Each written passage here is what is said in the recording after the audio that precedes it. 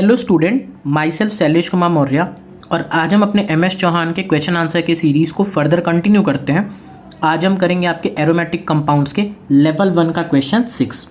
देखिए क्वेश्चन 6 में आप जैसा कि देख सकते हो हमको यहाँ पे क्या दे रखा है, एक तरह का एनहाइड्राइड दे रखा है इन्होंने। ठीक है, हमें कुछ इस टाइप का एक एनहाइड्राइड दे रखा है जो कि है C double bond O C double bond O इस तरह से। ठीक है, और एक बेंजीन रिंग है और हमको क्या है यहाँ पे AlCl3 भी है। ठीक है, तो आप बताइए जब इस गिवन कंपाउंड की रिएक्शन हम AlCl3 के साथ में कराएंगे तो कौन सा ऑक्सीजन होगा जो इसको इलेक्ट्रॉन डोनेट करेगा। सोच के एक बार देखिए ये वाला जो ऑक्सीजन है इसका तो लोन पेयर दोनों तरफ से रेजोनेंस में इन्वॉल्व है, यानी इस वाले ऑक्सीजन के पास लोन पेयर की अवेलेबिलिटी तो बहुत कम है, यानी ये तो डोनेट नहीं कर सकता। तो क्या हो जाएगा, यहाँ वाला ऑक्सीजन इस तरह से अल्युमिनियम को क्या करेगा, इलेक्ट्रॉन डोनेट करेगा और हमें कुछ इस टाइप का कंपाउंड देखने को मिलेगा। C डबल बॉन्ड O, यहाँ पे आ जाएगा AlCl3, अब इसके ऊपर माइनस इसके ऊपर प्लस चार्ज, यहाँ पे हो जाएगा C डबल बॉन्ड O ये ऑक्सीजन इस तरह से। ठीक है, अब आप देख सकते हो यहाँ पे ऑक्सीजन के ऊपर क्या आ चुका है, प्लस चार्ज आ चुका है, जो कि एक खराब बात है। तो होगा क्या कि ये वाला जो बॉन्ड है ना ये इस डायरेक्शन में इस तरह से शिफ्ट करेगा और ये चीज़ इस तरह से मूव कर जाएगी। ठीक है, तो ऐसा करने से क्या होगा देखिएगा ध्यान से, ये हो जाएगा हमारा इस तरह से बेंजीन रिंग है, यहाँ पे ये हो जाएगा CO क्योंकि ये तो सिंगल बॉन्ड में कन्वर्ट हो जाएगा ना, O यहाँ पे आ जाएगा AlCl3, इसके ऊपर माइनस चार्ज और इसके बीच में डबल बॉन्ड बन जाएगा। ठीक है, तो ये हो जाएगा C डबल बॉन्ड O, लेकिन ये वाला बॉन्ड क्या हो चुका है, ब्रेक। देखो ये वाला बॉन्ड ब्रेक कर रहा है और यहाँ पे एक बॉन्ड फॉर्म हो जा रहा है, तो यहाँ पे ये वाला बॉन्ड ब्रेक कर गया जिसकी वजह से क्या हो जाएगा, C double bond O plus charge आ जाएगा। ठीक है, तो आपको दिख रहा है कि ये हमारे पास जो एनहाइड्राइड था उसको जब AlCl3 के साथ में ट्रीट करते हैं तो बेसिकली होता क्या है, इस दोनों C डबल बॉन्ड O में से एक बॉन्ड ब्रेक करता है और वही इलेक्ट्रोफाइल की तरफ फिर आगे रिएक्शन करता है। अब देखो इसी की रिएक्शन हम किसके साथ में करा दे रहे हैं, बेंजीन के साथ में करा दे रहे हैं। तो बेंजीन के साथ में कराएंगे तो आपको पता है यहाँ से आके कहीं पे भी बेंजीन जुड़ जाएगी इस तरह से। ठीक है, तो चलिए इसको फर्दर कंटिन्यू करते हैं।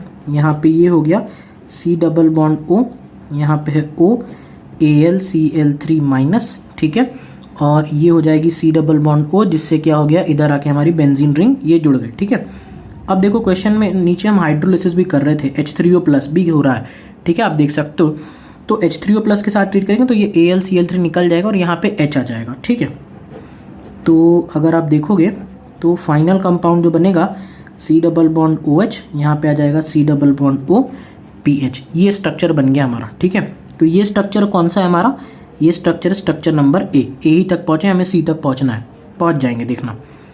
फिर किसके साथ में ट्रीट करना है हमको, जिंक Hg HCl के साथ में। ये क्या होता है, क्लेमेंसन रिडक्शन। क्लेमेंसन रिडक्शन में क्या होता है, क्लेमेंसन रिडक्शन में पता है हमको C डबल बॉन्ड O किसके अंदर कन्वर्ट हो जाता है, CH2 के अंदर, क्लेमेंसन रिडक्शन। तो ये है C डबल बॉन्ड O। ठीक है ना, एसिड वाला टच नहीं होता, कार्बोनिल वाला। ठीक है, तो क्या बन जाएगा कंपाउंड हमारा, देखो यहाँ पे ये ग्रुप है, ये है C double bond O OH और ये C double bond O CH2 के अंदर कन्वर्ट हो जाएगा, यानी क्या आ जाएगा CH2 PH। इस तरह से हमारा ये ग्रुप कन्वर्ट हो चुका है। ठीक है, अब देखते हैं इसकी फर्दर रिएक्शंस को, देखना ध्यान से।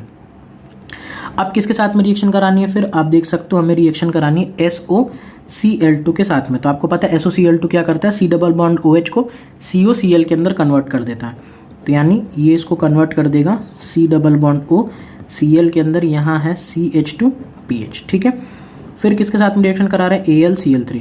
तो आपको पता ही है जब किसी एसिड क्लोराइड को AlCl3 के साथ में करते हैं तो यहाँ से ये Cl क्या कर जाएगा, लीव कर जाएगा इन दी फॉर्मेट ऑफ AlCl4 माइनस और यहीं पे C double bond O plus बन जाएगा। ठीक है, यानी फिर से इलेक्ट्रोफाइल का ही एक क्रिएशन हो जाएगा। ठीक है, तो ये रिंग हो गई, ये हो गया C double bond O plus और नीचे पड़ा हुआ है CH2 और इस तरह से हमारे पास क्या है, ये रिंग है। ठीक है, तो अब देखो, अब यहाँ पे ये तो इलेक्ट्रोफाइल बन गया, यानी इसको तो कहीं आके अटैच होना ही होना है। अब ये कहाँ से अटैच होगा, तो ध्यान से देखो, ये है कार्बन नंबर 1, ये 2, ये 3, ये 4, ये 5, और अगर ये पॉइंट यहाँ से अटैच हो जाए, ये वाला इसके साथ अटैच हो जाए तो आपको दिख रहा है एक 6 मेंबर रिंग बन जाएगी। इसीलिए यहाँ पे ये चीज़ इससे आके अटैच हो जाएगी। ठीक है, खुद ही के अंदर एक इंट्रामोलिकुलर टाइप का रिएक्शन हो जाएगा। तो अगर ये इससे जाके जब अटैच हो जाएगा इलेक्ट्रोफिलिक एडिशन करते हुए पूरा, ठीक है, मैं उसको डायरेक्ट लिख दे रहा हूँ, तो आप देख सकते हो हमारे पास कंपाउंड क्या बन जाएगा, C डबल बॉन्ड O, ये इसके साथ में इस तरह से अटैच हो गया और नीचे क्या प्रेजेंट है, CH2। तो ये कंपाउंड हमारा फाइनली बन के तैयार होगा। किस ऑप्शन में दे रखा है, ऑप्शन बी में दे रखा है, जो कि क्या हो जाएगा, हमारे लिए करेक्ट हो जाएगा। नेक्स्ट क्वेश्चन करते हैं। हमसे पूछा how many benzylic hydrogen are present in the hydrocarbon shown below. देखिए एक बार, ये हमारे पास क्या है, इस तरह का एक हाइड्रोकार्बन यहाँ पे गिवन है, ठीक है, ये हाइड्रोकार्बन गिवन है और ये हमारे पास इस तरह से बेंजीन रिंग है। हमसे पूछा बेंजाइलिक हाइड्रोजन कितने हैं, तो आपको पता है ना, जो बेंजीन रिंग होती है, जो बेंजीन रिंग है उसके जस्ट बगल वाले कार्बन, जैसे ये कार्बन है तो इसी को क्या कहते हैं, बेंजाइलिक कार्बन बोलते हैं। क्या बोलते हैं इसको, बेंजाइलिक कार्बन बोल देते हैं, ठीक है। और इसी के हाइड्रोजन को क्या कहते हैं, बेंजाइलिक हाइड्रोजन। तो ये जैसे बेंजीन रिंग है तो इसके जस्ट बगल का कार्बन ये हो सकता है, इसके जस्ट बगल का कार्बन ये हो सकता है और इसके जस्ट बगल का कार्बन एक बार ये भी हो सकता है। यही तो 3 है, तो इन्हीं के हाइड्रोजन को क्या कहेंगे, बेंजाइलिक हाइड्रोजन। यहाँ पे कितने हाइड्रोजन है, 1। यहाँ पे कितने हाइड्रोजन है, 2। और यहाँ पे भी कितने हाइड्रोजन है, 2। यानी टोटल कितने हो गए, 5 अल्फा हाइड्रोजन इसके पास में प्रेजेंट है। तो क्या आंसर हो जाएगा, ऑप्शन सी हमारा करेक्ट आंसर हो जाएगा, ठीक है। नेक्स्ट क्वेश्चन करते हैं, the major product formed in the reaction is. अब देखिए आपको कुछ इस तरह का एक कंपाउंड दे रखा है, यहाँ पे ये हो गई बेंजीन रिंग, इधर कनेक्टेड है CH3, ठीक है, और ऊपर क्या कनेक्टेड है, CH3 और यहाँ पे है CH3। आपको इलेक्ट्रोफिलिक एरोमेटिक सब्स्टिट्यूशन ही करना है। आपको पता है HNO3 कंसनट्रेटेड HNO3 और H2SO4 इसके साथ में ट्रीट करते हैं, तो ये रिएक्शन है ही कौन सी, ये रिएक्शन है आपकी नाइट्रेशन की रिएक्शन है। नाइट्रेशन में इलेक्ट्रोफाइल क्या होता है आपका, NO2 प्लस होता है, यानी NO2 प्लस को अटैच करना है। अब NO2 प्लस के पास 2 ही रास्ते हैं, आइदर इस पोजीशन पे आएगा, यहाँ पे आएगा, या इस पोजीशन पे आके अटैच हो सकता है, यही 2 रास्ते हैं। अच्छा थोड़ा सा इन ग्रुप्स के बारे में लिखते हैं। ये जो ग्रुप है इसका क्या है, इसका प्लस आई इफेक्ट कम है, लेकिन ये वाला जो ग्रुप है इसका प्लस आई इफेक्ट क्या है, ज़्यादा है, ठीक है। इस ग्रुप के पास 3 अल्फा हाइड्रोजन है, लेकिन इस ग्रुप के पास केवल एक ही अल्फा हाइड्रोजन प्रेजेंट है, क्योंकि डबल बॉन्ड के जस्ट बगल वाले कार्बन से ही तो अल्फा हाइपर कॉन्जुगेशन होता है। तो इसके पास ओवरऑल अल्फा हाइड्रोजन कम है, इसके पास अल्फा हाइड्रोजन ज़्यादा है, यानी इसके पास हाइपर कॉन्जुगेशन ज़्यादा है, इसके पास हाइपर कॉन्जुगेशन कम है। आपको पता है इंडक्टिव और हाइपर कॉन्जुगेशन में कौन सा ज़्यादा डोमिनेटिंग इफेक्ट होता है, हाइपर कॉन्जुगेशन। यानी इस ग्रुप के हिसाब से डिसाइड होगा कि ये NO2 कहाँ जाएगा, यानी ये NO2 इसके ऑर्थो पे जाएगा, ना कि इस ग्रुप के ऑर्थो पे। तो हमारा करेक्ट आंसर क्या होगा, यहाँ पे है ये CH3, यहाँ पे आ जाएगा NO2 और ऊपर ये ग्रुप इस तरह से पड़ा रहेगा CH3। ये हमारा आंसर होगा, ठीक है। अब ऐसा आंसर किस ऑप्शन में दे रखा है, आप देख सकते हो ऑप्शन बी में दे रखा, जो कि क्या हो जाएगा, हमारे लिए करेक्ट हो जाएगा। नेक्स्ट क्वेश्चन करते हैं, क्वेश्चन 9 लिखा है the major product formed in the reaction shown below. अब आप देख सकते हो इस रिएक्शन में भी क्या लिखा है, कंसनट्रेटेड HNO3 और कंसनट्रेटेड H2SO4, यानी मोनो नाइट्रेशन लिख भी दिया है। नहीं भी लिखा रहता तो हमको पता है कि नाइट्रेशन की रिएक्शन ही होनी है। देखते हैं, जो हमको रिएक्टेंट दे रखा है उसको बनाते हैं एक बार। ये है, यहाँ पे है C डबल बॉन्ड O, ये ऑक्सीजन, और यहाँ पे इस तरह से ये रिंग है। अब देखो ये जो ग्रुप है ये C डबल बॉन्ड O है, ये क्या है, एक तरह का डीएक्टिवेटिंग ग्रुप है, यानी डीएक्टिवेटर है, इस तरह से लिख देते हैं, डीएक्टिवेटर है। ये ऑक्सीजन से कनेक्टेड है, ये क्या है, एक तरह का एक्टिवेटर, ठीक। डीएक्टिवेटर और एक्टिवेटर, जो रिंग डीएक्टिवेटर से लगी होती है उसके अंदर क्या होता है, इलेक्ट्रोफिलिक एरोमेटिक सब्स्टिट्यूशन करने की एबिलिटी क्या आती है, कम, यानी इसकी EAS की एबिलिटी क्या हो गई है, बहुत कम। लेकिन जो रिंग एक्टिवेटर से लगी होती है उसके अंदर क्या होता है, इलेक्ट्रोफिलिक एरोमेटिक सब्स्टिट्यूशन की एबिलिटी क्या होती है, काफ़ी ज़्यादा बढ़ जाती है।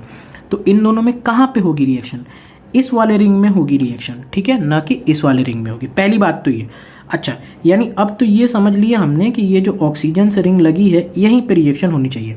अब इसमें भी 2 पोजीशन हो सकती हैं, आइदर ऑर्थो हो सकती है या क्या हो सकती है, पैरा हो सकती है। कहाँ पे करें हम, तो आप खुद ही सोचो, अगर आप ऑर्थो पे करोगे तो थोड़ा बहुत स्टेरिक हिंड्रेंस आ जाएगा, लेकिन अगर यही काम आप पैरा पे कर दोगे तो कोई भी दिक्कत नहीं है, स्टेरिक हिंड्रेंस वाले फैक्टर से भी क्या होगा, बच जाओगे। तो ऑब्वियस ही बात है स्टेरिक हिंड्रेंस को अवॉइड करना ही चाहिए। तो आप देख सकते हो ऑप्शन डी में इसी पोजीशन पे लाके NO2 को क्या किया है, कनेक्ट कर दिया, तो वही आंसर हमारा क्या हो जाएगा, करेक्ट हो जाएगा, ठीक है। आइए एक लास्ट क्वेश्चन कर लेते हैं, क्वेश्चन 10 पूछता है increasing order of rate of reaction with HNO3 and H2SO4, यानी नाइट्रेशन किस रिएक्शन में, किस गिवन कंपाउंड में तेजी से होगा, ठीक है। तो एक बार मैं क्या करता हूँ, इन सभी रिएक्टेंट को जल्दी से ड्रॉ कर लेता हूँ। देखिए यही 3 रिएक्टेंट हमको दे रखे हैं। इसकी नंबरिंग कर दी इन्होंने 1, इसकी नंबरिंग कर दी इन्होंने 2 और इसको बोल दिया नंबर 3। आप ध्यान से एक बार देखिए, ये जो रिंग है इस मिडिल रिंग पे ही तो हमारा नाइट्रेशन रिएक्शन होना है, आके इसी पे रिएक्शन होना है। अब ये रिंग इस तरफ से लेफ्ट वाले साइड से भी देख रहे हो डायरेक्टली किससे कनेक्टेड है, एक डीएक्टिवेटर से कनेक्टेड है, और राइट साइड में भी किससे कनेक्टेड है, डायरेक्टली एक डीएक्टिवेटर से कनेक्टेड है। यानी 2 डीएक्टिवेटर लगे हुए हैं इसके पीछे, तो इसमें तो नाइट्रेशन बहुत ही कम होगा।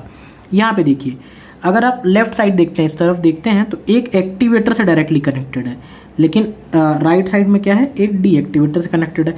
तो इससे तो थोड़ी अच्छी स्थिति में है। यहाँ पे भी एक एक्टिवेटर लगा है और यहाँ पे भी एक एक्टिवेटर लगा। सबसे अच्छे यानी मज़े में है ये वाला थर्ड वाला कंपाउंड। तो नाइट्रेशन सबसे ज़्यादा कहाँ पे होगा, कंपाउंड 3 में होगा, फिर किस पे होगा, कंपाउंड 2 में होगा, फिर किस में होगा, कंपाउंड 1 में होगा। तो इसी तरह के छोटे छोटे क्वेश्चन पूछे जाते हैं। एक्टिवेटर डीएक्टिवेटर का ही कंसेप्ट है, जिधर एक्टिवेटर ज़्यादा ना उधर कोई भी इलेक्ट्रोफिलिक एरोमेटिक सब्स्टिट्यूशन रिएक्शन ज़्यादा हो जाती है। ठीक है, तो इस तरह का ऑप्शन हमको किस में दे रखा है, 3, 2, 1, शायद ऑप्शन डी में दे रखा है, जो कि हमारे लिए क्या हो जाएगा, करेक्ट हो जाएगा। ठीक है, तो ये थे कुछ क्वेश्चन हमारे MS चौहान के। अगर आपको किसी और क्वेश्चन का वीडियो सोल्यूशन चाहिए तो इसी तरह से हमारे चैनल को सपोर्ट करते रहें, और अगर अभी तक आपने हमारे चैनल को सब्सक्राइब नहीं किया है तो सब्सक्राइब करके बेल नोटिफिकेशन को दबा लें, और अगर वीडियो अच्छा लगा हो तो अपने दोस्तों के साथ शेयर करें। Thank you for watching.